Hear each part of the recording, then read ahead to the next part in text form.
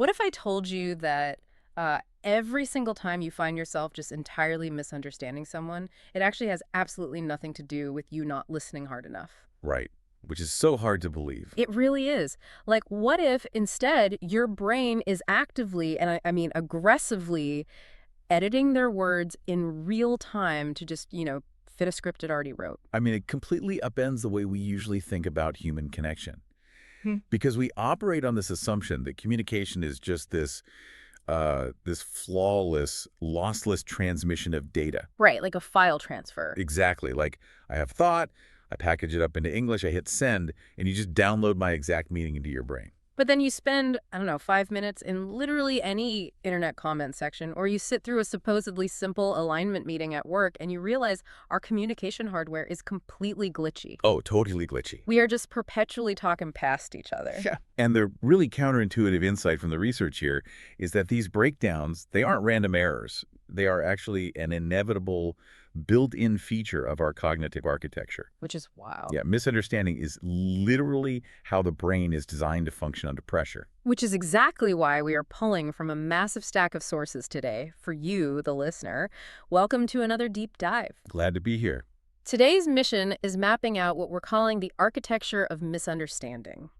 We are weaving together insights from neuroscience, cognitive psychology, linguistics, philosophy. A little bit of everything. Seriously. Yeah. All to figure out the mechanics of why we argue so pointlessly. And more importantly, we are going to build a practical toolkit to actually solve it. Because once you realize your brain is less like a video camera passively recording reality and far more like a really stubborn lawyer trying to win a case, you gain a massive advantage in every conversation you have. Okay, so to get to that toolkit, we have to start at the absolute foundation, right? Like the actual wetware of the human brain. Yeah. Yeah, we have to look at the neurobiological theories in our sources.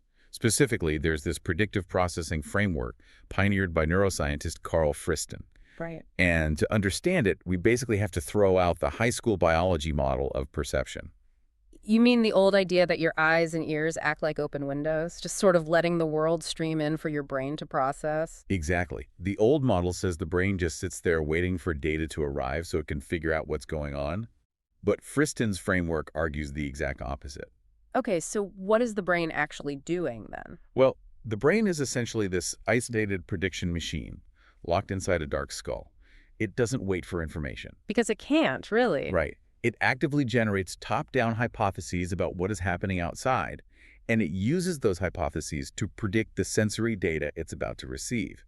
So it isn't processing the world, it's guessing the world. Okay, wait, I want to make sure we really nail the mechanism here. If the brain is just guessing all the time, what happens to the actual real sensory data hitting my eyes and ears? So the brain only really pays attention to what scientists call prediction errors. Prediction error. Yeah. A prediction error is simply bottom-up sensory data that doesn't match the top-down guess your brain just made. Oh, interesting. And this ties into a concept called the free energy principle.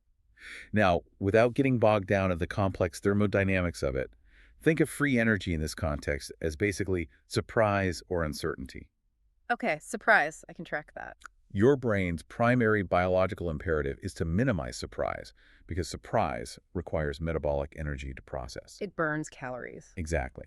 So it is constantly trying to explain away any new conflicting sensory input using its existing models just so it doesn't have to burn energy updating its entire worldview. Okay, let's unpack this for a second. It sounds like the brain has a hyper-aggressive autocorrect feature. That is a great way to put it. Like, I see what I expect to see, and if someone says something that totally contradicts my internal model, my brain just autocorrects it into, oh, they must be wrong, just to avoid the mental effort of actually changing my mind. Yeah, and it goes even deeper than just autocorrecting. It literally tags the conflicting data as irrelevant noise. Wow. This happens through a mechanism called precision weighting. So when a prediction error comes in, let's say a colleague presents a radically different strategy for a project, you feel really confident about your brain. Your brain instantly calculates how reliable that new information is. Like grading the data. Right. And if your brain assigns high precision to its own prior expectations, it will mathematically discount your colleague's valid points as just random noise. So perception really isn't passive reception at all. It is an active inference. Absolutely. So for you listening, if you are stuck in a frustrating loop with someone, it's very likely because you have two brains forcefully predicting two completely different realities. Yes. Both of you are weighting your own priors so heavily that you literally cannot process the other person's data. You're both just explaining away the other's argument as static. Exactly. And if this predictive coding is the biological hardware, it naturally shapes the software running on top of it. The software being our psychology. Right. Because the brain is so desperate to conserve energy and minimize surprise, it relies on cognitive heuristics, mental shortcuts to make snap judgments about this really chaotic world. And these shortcuts are what we generally call cognitive biases, right? Yeah, exactly. So, which is fascinating because we usually treat biases like they're these terrible character flaws. But in the context of saving metabolic energy, they are just extreme efficiency tools. They are tools for driving clarity, but the catch is they systematically distort our interpretation of reality. Right. A prime example from the research is the framing effect. This is anchored in Daniel Kahneman and Amos Tversky's prospect theory. Oh, classic behavioral economics. One of their foundational discoveries is that human beings are fundamentally loss-averse. The psychological pain of losing something is vastly more intense than the pleasure of gaining that exact same thing. There is a brilliant everyday example of this in the sources. Imagine you are standing in the cleaning aisle buying disinfectant wipes. Okay, painting a picture. Right, so brand A, let's call it Bleachox, boldly claims on the label that it kills 95% of all germs. Brand B, Bleach It, states that only 5% of germs survive. And the underlying data there is identical. Literally exactly the same. The efficacy is the same. But consumers overwhelmingly reach for brand A. Because brand B forces the brain to conceptualize germs surviving on your kitchen counter. Which is gross. Yeah, and that is a loss frame. It triggers an immediate negative prediction error. Whereas brand A uses a gain frame, we heavily overvalue how a fact is presented over what the fact actually is. And I mean, while buying the wrong bleach is pretty harmless, this specific mental shortcut has caused historical catastrophes. The sources bring up the NASA Challenger disaster. Yeah, that is a really haunting example of how a misframed question can just bypass the intellect of brilliant people. What exactly happened there with the framing? Well, in the crucial meetings right before the launch, officials shifted the baseline. Instead of asking the engineers for evidence, the O-ring seals will hold, which is the safety frame, they demanded proof it was unsafe to launch. Oh, wow. By phrasing it that way, they completely flipped the burden of proof. Exactly. If the engineers couldn't definitively prove it would explode, the default action became to launch. They put the burden of proof on caution. Right, framing a delay as a loss of momentum and prestige.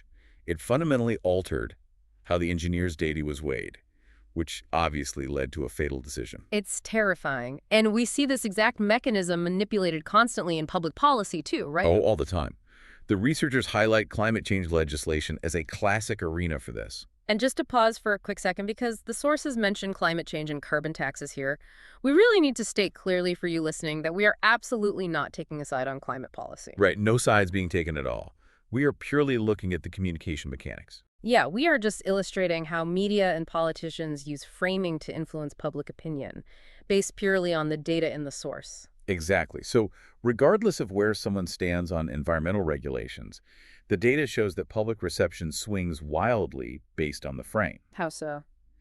If a policy is framed around the long-term collective costs of climate change, it gains traction. But if opponents frame that exact same policy around the immediate short-term financial loss to taxpayers, public support just plummets. Because it taps directly into our hardwired loss aversion. Precisely. It's the same math, just viewed through a different window. We even see this in the justice system. The sources talk about plea bargains. Oh, the plea bargain data is fascinating. A defendant looking at a plea bargain usually views it through a loss frame, right? Like they're losing years of their freedom. So they often reject it and take their chances at trial. Right. But if that exact same defendant is sitting in pretrial detention, their baseline shifts. Prison becomes the default state. So suddenly a plea bargain represents a gain frame.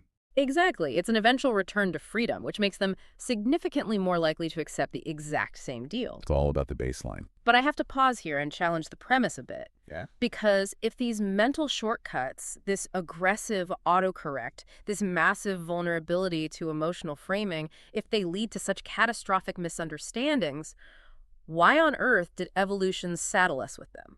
That is the big question. Like, if a cognitive system routinely causes rockets to explode or innocent people to take bad plea deals, How is that a survival advantage? Are we just fundamentally irrational? It is basically the defining paradox of human cognition. And it's a puzzle that cognitive scientists Hugo Mercier and Dan Sperber address with what they call their interactionist approach to reason. Okay, tell me about that. In their work, The Enigma of Reason, they argue that our entire premise is wrong. We assume human reason evolved to help solitary individuals figure out the objective truth of the universe. Right, like we're all supposed to be little scientists walking around testing hypotheses. But we aren't. Reason evolved to solve a very specific ecological problem, which is social survival in a highly collaborative species. Social survival. Yeah. According to Mercier and Sperber, reason serves two distinct evolutionary goals. First, justification. Meaning protecting our reputation. Exactly, protecting our reputation so the tribe continues to cooperate with us. And second, argumentation, convincing others to adopt our plans and perspectives. Oh, wow. Here's where it gets really interesting. So, reason isn't a scientist in a lab trying to find objective truth. It's a lawyer in a courtroom trying to win a case. That's exactly it. No wonder we argue so much. We literally evolved to justify ourselves to the tribe. In that light, cognitive biases stop looking like bugs and start looking like highly optimized features. Give me an example. Take confirmation bias. If you think your job is to find the objective truth, confirmation bias is a terrible flaw. Right, it blinds you. But if your biological mandate is to build an airtight case for your side of an argument, it is wildly efficient to only gather evidence that supports you. Oh, I see. Why waste metabolic energy finding evidence for the other guy? Let him do it. Exactly the point. The interactionist theory argues that we actually outsource the heavy lifting of fact-checking to what they call our vigilant audience. The vigilant audience. Yeah, the people we are arguing with. We are designed to produce biased arguments, but we are equally designed to rigorously evaluate the arguments of others. So the system only works if the whole tribe is arguing together. Precisely. We outsource our cognitive load. That ties perfectly into another concept from the sources, which is the knowledge illusion. This was coined by Stephen Sloman and Philip Fernbach. Oh, the knowledge illusion is so humbling. It really is. They point out that humans walk around with this profound illusion of explanatory depth. Like we feel incredibly confident that we understand how the world works until someone actually asks us to explain it. The classic experiment they run involves a toilet. Yes, the toilet experiment. They ask people to rate how well they understand how a flushing toilet works. And, most people rate themselves very highly. Sure, I use one every day. Right.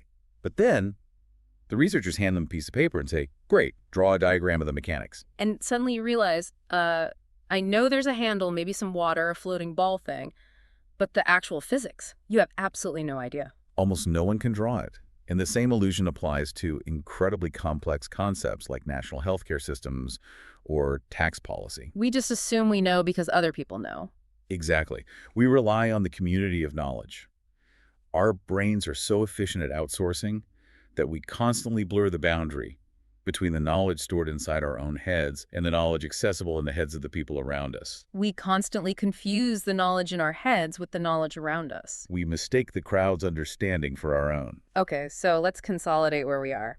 You, the listener, are navigating a world equipped with a predictive brain that actively rejects unexpected data to save energy. Check. You are highly vulnerable to how information is framed due to loss aversion. Your capacity for reason is built to win social arguments, not find objective truth. And you are wildly overconfident in your own understanding because you just borrow knowledge from the crowd. It is a miracle we ever understand each other at all. It really is the ultimate architecture of misunderstanding. But the exact same research that exposes these mechanisms also provides us with a very specific, actionable toolkit for dissolving these disputes. Yes, which brings us to the second half of our mission today. How do we actually fix this in our daily lives? Let's start at the foundational level, the level of language. So the first tool comes from philosophy and linguistics, focusing on semantic relativity. Semantic relativity. Right. We operate under this illusion that words have stable, objective meanings. They don't. Words are highly context-dependent buckets. Okay. And because we don't realize this, we frequently trap ourselves in what philosophers call a merely verbal dispute. Yeah. It feels like a massive ideological war, but it is actually just a dictionary error. I love the example the sources pull from William James to illustrate this, the famous squirrel debate. Oh, this is a great one. So imagine a man is walking rapidly around a tree trunk, trying to get a look at a squirrel. But the squirrel is equally fast and it keeps scurrying around the trunk, keeping its belly facing the man and the tree between them. Right, so the squirrel is always looking at him. Exactly. The man goes in a complete circle, but he never sees the squirrel's back. So a fierce debate breaks out among observers. Did the man actually go around the squirrel? And James used this to show how intelligent people can argue endlessly over nothing. It isn't a debate about biology or physics at all. It's just language. It is entirely a debate about the hidden definition of the word around. Like if you define around as passing north, east, south, and west of the animal's absolute location in space, Yeah. then yes, the man went around it. Sure. But if you define around as passing the animal's front, right flank, back, and left flank, then no, he didn't, because the squirrel kept turning to face him. And once you expose the differing definitions, the conflict just evaporates into thin air. There's literally no longer anything to yell about. Which leads to one of the most practical tools in the stack, the method of elimination, championed by philosopher David Chalmers. Specifically, a technique called the subscript gambit. This is a phenomenal circuit breaker for a heated argument. The rule is simple. If you find yourself in an intractable loop with someone, identify the core term you are fighting over and literally ban that word from the conversation. So what does this all mean in practice? Let's apply this. Say two colleagues are passionately arguing over what freedom means in a new company policy. Happens all the time. Right. Yeah. They're getting nowhere. So using the subscript gambit, you basically call a timeout. You say, the word freedom is now banned from this room. We are going to substitute it. Right. You define freedom 1 as the ability to do whatever you want without management interference.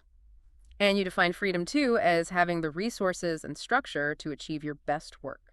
And by enforcing that ban, you forcibly knock the brain out of its prediction error loop. You stop the automatic autocorrect. Yes. You then ask the room, do we actually disagree on the value of freedom 1 or freedom 2? And more often than not, the anger just dissipates. The colleagues realize they don't actually disagree on the facts. They were simply trying to force the same label onto two different concepts. Banning the trigger word forces both parties to articulate the mechanism they care about, rather than hiding behind a vague concept. That sounds incredibly simple, but highly effective. But I do have to push back here. What happens when the gambit just fails? What do you mean? Like, what if we ban the word, we clarify our definitions, and we realize we still completely disagree about the underlying facts? Sometimes a dispute isn't merely verbal. Sometimes you have deeply entrenched, fundamentally opposing worldviews. That is the deeper challenge, for sure. When prior beliefs are totally at odds, linguistic tricks just aren't enough. We have to look to Gestalt psychology and phenomenology to find common ground. Phenomenology. Yeah, these fields study the literal structure of human attention. How does attention structure an argument? Think of your consciousness like a camera lens. At any given moment, your attention is divided into three parts. First, the theme or focus, that's the subject you are zoomed in on. Okay. Second, the thematic field, the contextual background that gives the subject its meaning. And third, the margin, the blurry, irrelevant stuff out of frame. Got it. Focus, field, margin. When two people have a substantive, intractable disagreement, they're usually operating in two completely isolated thematic fields. So to solve it, we must deliberately modify the structure of their attention. And the sources outline 3 specific psychological techniques for doing this. Let's walk through how to actually use them. The first is redefinition and extension. The classic blueprint for this is the delta smelt conflict in California. Okay, the delta smelt, that's a tiny endangered fish, right? Yes. On one side, environmentalists fought fiercely to conserve the fish to protect biodiversity. And on the other side? Politicians and farmers fought to divert the water supply for agriculture to save human livelihoods. It was absolute gridlock for years. Because if we look at their attention structures, the environmentalists' focus is the fish, and their thematic field, their background context, is a biological preserve, totally untouched by humans. Yeah, exactly. And the politicians' focus is the water, and their context is human industry. They're on 2 different planets. So how do you bridge that gap? You have to systematically stretch the context. A student researcher analyzed this and proposed extending the concept of a preserve. Instead of a preserve just for animals, what if they created an eco-political preserve that explicitly included human agricultural needs within its boundary? Oh, that's clever.